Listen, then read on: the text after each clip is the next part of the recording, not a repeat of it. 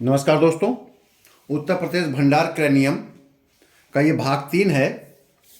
पिछले भाग 1 भाग 2 को आपने अच्छी तरह देख लिया होगा और जिस प्रकार से आप लोग फाइनेंशियल नोट्स या फाइनेंशियल वीडियो की मांग करते हैं, तो मैं अपेक्षा करता हूं कि आप उतनी ही तत्परता और उतने ही मनोयोग से ये वीडियो देख भी रहे होंगे और नोट्स भी बना रहे होंगे। तो मैं ये मान के चलूं कि जब मैं चौथा वीडियो क्रैनियम का डालूंगा तो उससे पहले आप सभी अभ्यर्थी मेरे तीनों वीडियो को अच्छी तरह सुन लेंगे, नोट्स बना लेंगे और इसके बाद कोई भी क्वेरी है तो उस क्वेरी को आप अपने कमेंट्स बॉक्स में लिखेंगे। यदि क्वेरी आएगी और मुझे लगेगा कि आपने इसको गंभीरता से सुना है और पढ़ा है और समझा है और इसी में से आपने कई जिज्ञासाएं प्रस्तुत की हैं, अगर आप ऐसा करेंगे तो मैं चौथा वीडियो भंडार क्रैनियम का बनाऊंगा। अन्यथा ये मेरा अंतिम वीडियो है भाग 3 उत्तर प्रदेश भंडार क्रैनियम के।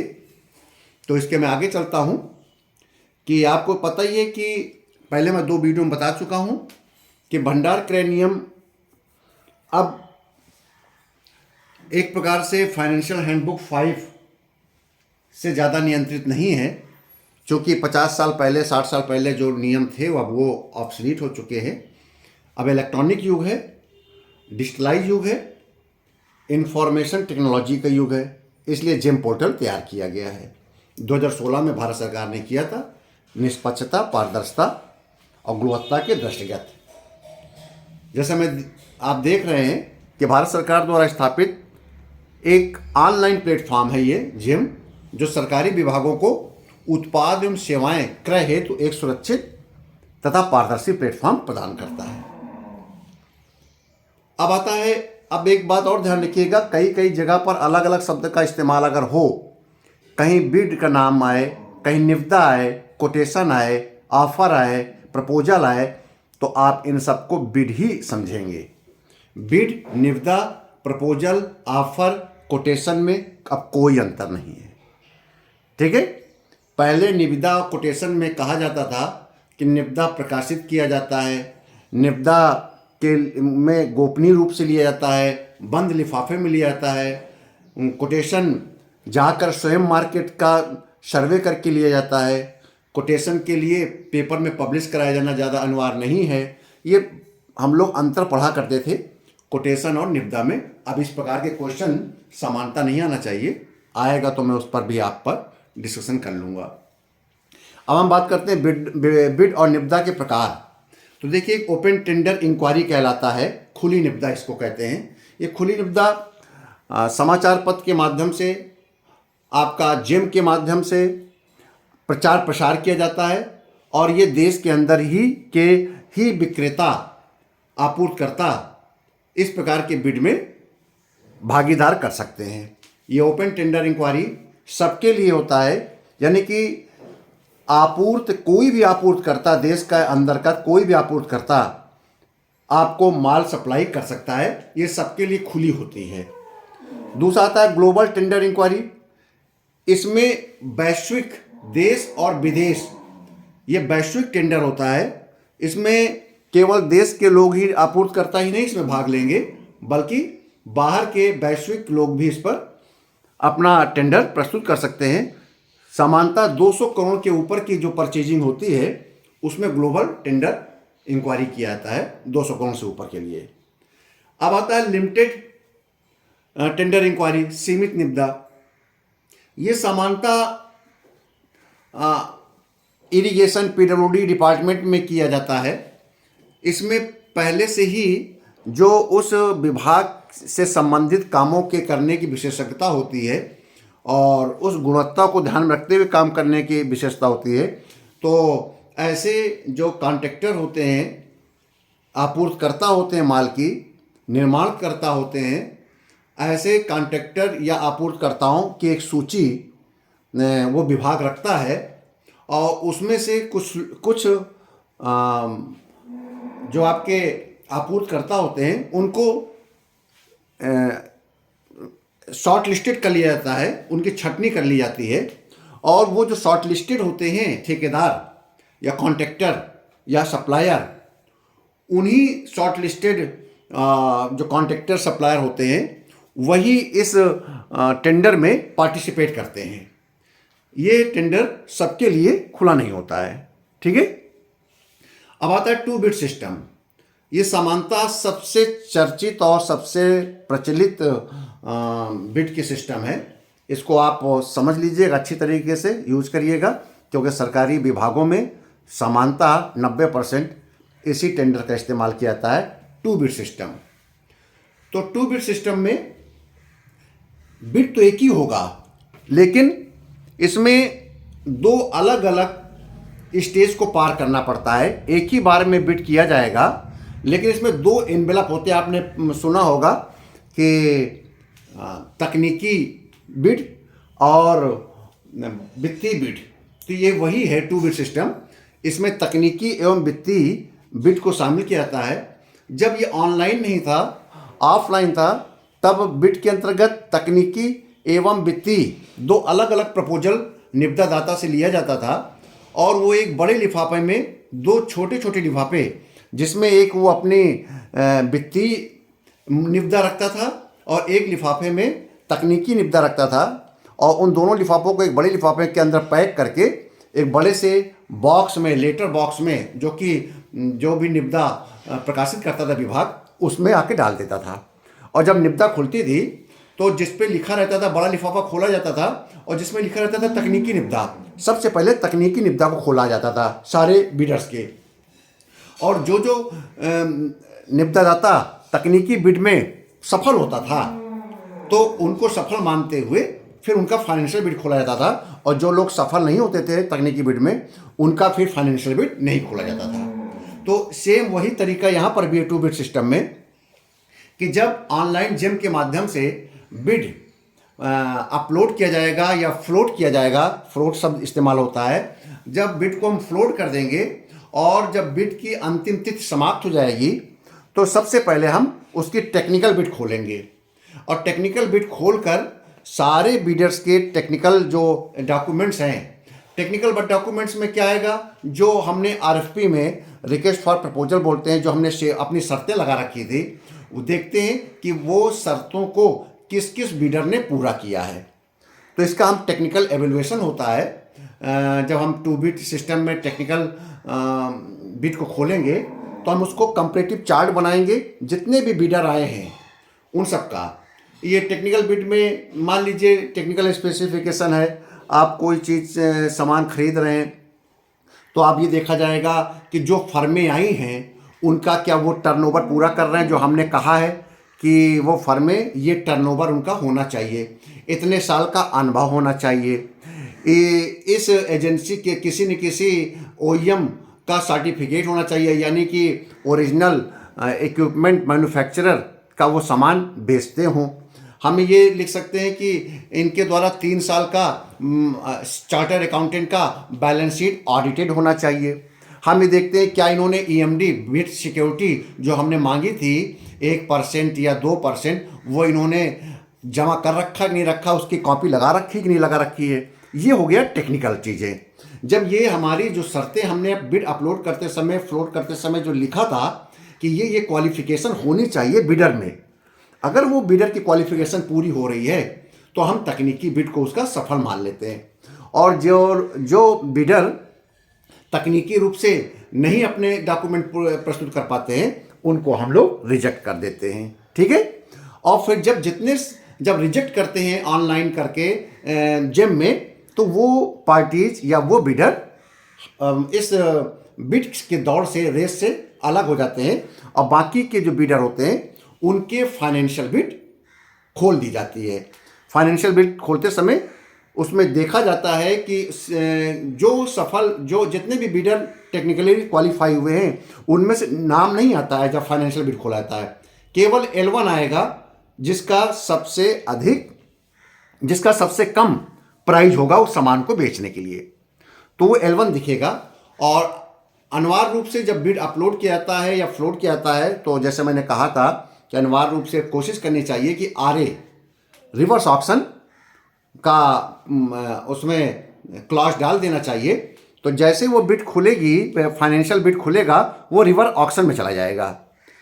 और रिवर ऑक्शन में जो टॉप 3 टॉप 4 जैसे बिड टेक्निकली क्वालिफाई किए थे, उसी के एवरेज में 1/3 या 1/4 जो बिडर होते हैं, सफल बिडर, उनके बीच में आरए स्टार्ट हो जाएगा।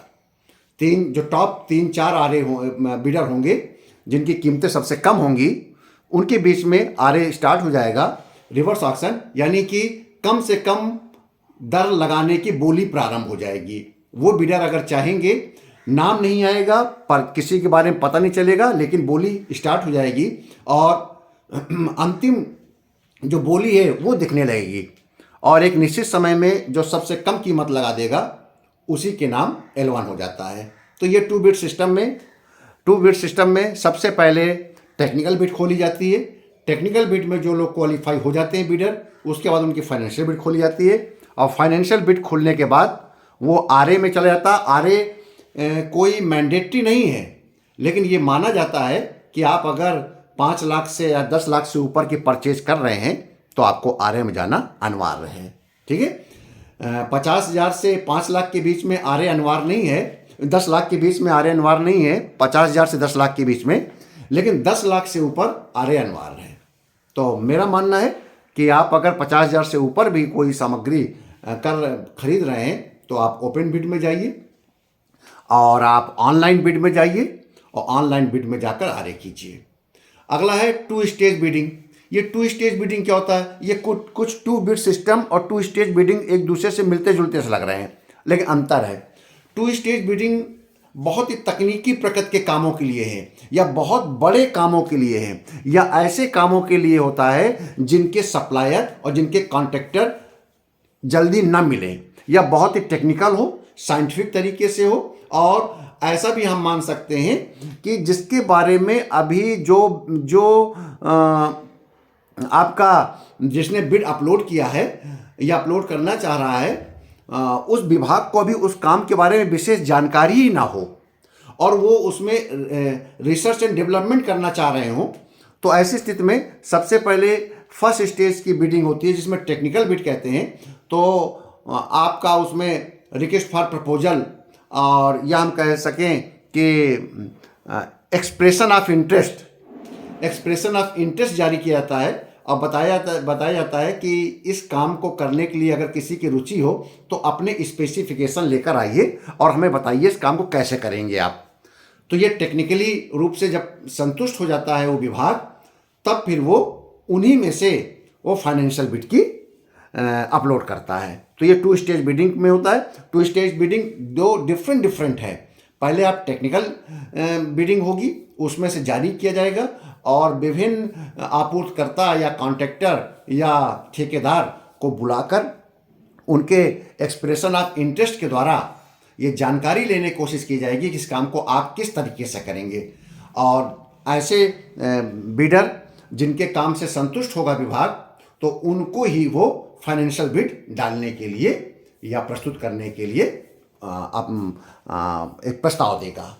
ठीक है, अब आता है सिंगल टेंडर इंक्वायरी, एकल निविदा का आशय यह है कि आपने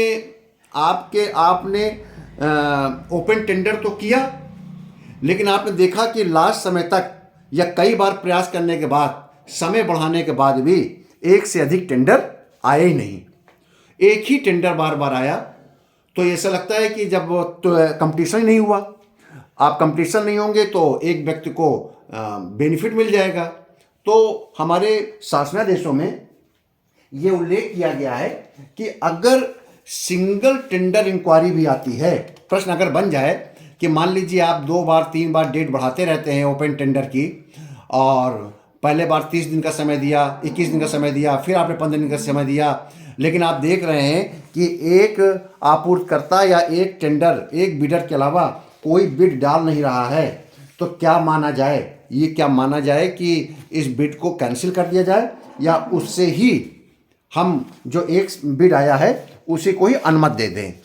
तो शासनादेशों में कहा गया है कि आप आपका सिंगल टेंडर इंक्वायरी है, अगर कोई व्यक्ति, एक ही व्यक्ति आया है और वो व्यक्ति को भी हम अनुमति दे सकते हैं, बशर्ते हम ये देख लें कि हम उस खरीद के लिए विज्ञापन अच्छी तरीके से किया था, उसका प्रचार प्रसार किया था, हमने ये देख लें कि हमने कोई ऐसा कोई क्लॉज तो नहीं लगाया था, कोई ऐसे शर्तें तो नहीं थोपी थी कि कोई दूसरा उस शर्तों को नहीं पूरा कर पा रहा था।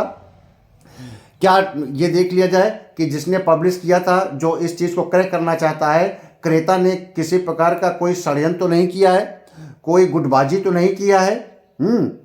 और अगर ये सब नहीं है तो एक स्तर ऊपर सक्षमाधिकारी यानी कि शासन, अगर विभाग क्रय कर रहा है तो शासन, अगर कार्याध्यक्ष क्रय कर रहा है तो विभागाध्यक्ष, एक स्तर ऊपर का जो अधिकारी होगा वो इन सब बातों की जांच कर लेगा।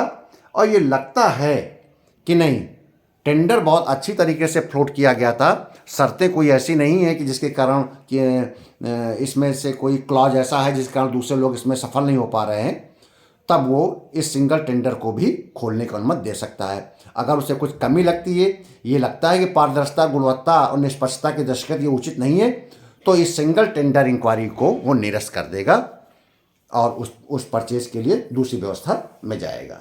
ठीक है, तो मोड्स ऑफ बिड समझ गए। अब आता है निविदा प्रपत्रों की सूची। तो आप देखिए क्या क्या चीज़ें निविदा अपलोड करते समय अपलोड करना पड़ता है, फ्लोट करना पड़ता है, कौन कौन से डॉक्यूमेंट। देखिए, निविदादाता बिडर के लिए निर्देश, जो निर्देश होते हैं, जब हम कोई भी निविदा अपलोड करेंगे तो हम कुछ निर्देश देंगे निविदादाता को, बिडर्स को, कि क्या क्या बातों का ध्यान रखा जाए, जो अभी हमने आपको बताया था, टेक्निकल स्पेसिफिकेशन वगैरह। अनुबंध की शर्तें लिखेंगे, सामग्री और शर्तों की सूची लगाएंगे कि हम क्या क्या सामान चाहिए, सामग्री वस्तु सेवा की विशिष्टियाँ बताएंगे, स्पेसिफिकेशन, टेक्निकलिटी उसकी किस किस गुणवत्ता की चाहिए। विशिष्टियाँ का मतलब स्पेसिफिकेशन से है, गुणवत्ता से किस गुणवत्ता की चीज़ें चाहिए। अनुबंध फॉर्म एवं अन्य फॉर्म, इसमें कौन कौन से फॉर्म होंगे वो भी हम अपलोड कर देंगे। कॉन्टैक्ट फॉर्म भी होगा, आपका इनकम फॉर्म भी होगा, चार्टर अकाउंटेंट का जिससे किस फॉर्मेट में रिपोर्ट आएगी वह भी होगा। तो इन सब चीज़ों को फॉर्म को हम भी अपलोड करेंगे। तो ये चीज़ों को अपलोड करने अनिवार्य होते हैं निविदा प्रपत्रों की सूची। पेपर में आ सकता है कि कौन कौन से निविदा अपलोड करते समय किन किन प्रपत्रों की आवश्यकता होती है, तो आप लिखिएगा। अगला है, अब देखिए बिड सिक्योरिटी, EMD। ध्यान रहे कि जब भी कोई भी निविदादाता, ये इसलिए किया जाता है कि जो सीरियस निविदादाता हो वही निविदा अपलोड करे, इसलिए हम बिड सिक्योरिटी लेते हैं।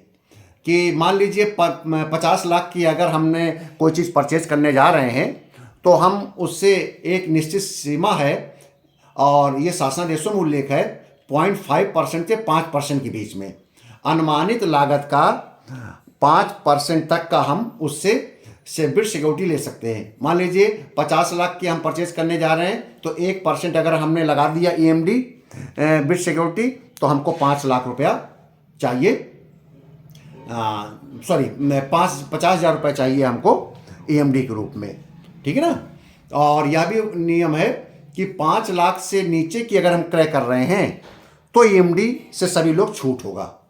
और जो हमारे देश के MSME में रजिस्टर्ड स्टार्टअप हैं उनको भी छूट दिया गया है, चाहे 5 लाख तक का क्रय करें या उससे अधिक क्रय करें। स्टार्टअप जो हैं MSME में रजिस्टर्ड, उनको भी छूट है, मेक इन इंडिया वाले स्टार्टअप को। और नॉर्मली हम 1% से 5% के बीच में हम बिड सिक्योरिटी लेते हैं। टिप्पणी आ सकती है कि बिड सिक्योरिटी किसे कहते हैं, EMD किसे कहते हैं। अर्नेस्ट मनी डिपॉजिट होता है। और दूसरा है परफॉर्मेंस सिक्योरिटी।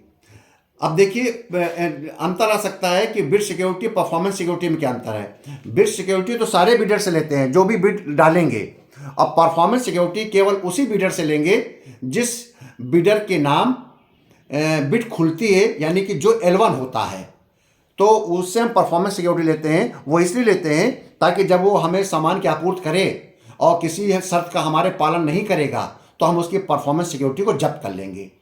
यह 3 से 5% होता है। अगर 50 लाख का हम अनुमानित लागत आ रही है आपूर्ति की, तो उसका 3% हम परफॉर्मेंस सिक्योरिटी ले लेंगे। ठीक है। कस्टम और BOQ बिड के बारे में बताया था। ये एक प्रकार का कई सामग्रियों को एक साथ सूचीबद्ध करके जब हम परचेज करने की कोशिश करते हैं तो उसको बीओक्यू कहते हैं, बीओक्यू कहते हैं, बिल ऑफ क्वांटिटीज। इसको रोक लगा दिया गया है और ये कहा गया है कि बीओक्यू करने से पहले जेम के अथॉरिटीज से परमिशन ली जाएगी। अब आपके सामने ये टॉपिक ख़त्म हो रहा है। अब आप तीनों वीडियो को देखिए, ज़्यादा से ज़्यादा टिप्पणी करिए, और जब आपके क्वेश्चंस या टिप्पणियाँ मुझे समुचित और उचित लगेंगी कि आपको इस संबंध में आपने अच्छे से पढ़ा है, तब मैं इसका चौथा वीडियो बनाऊंगा। तब तक धन्यवाद।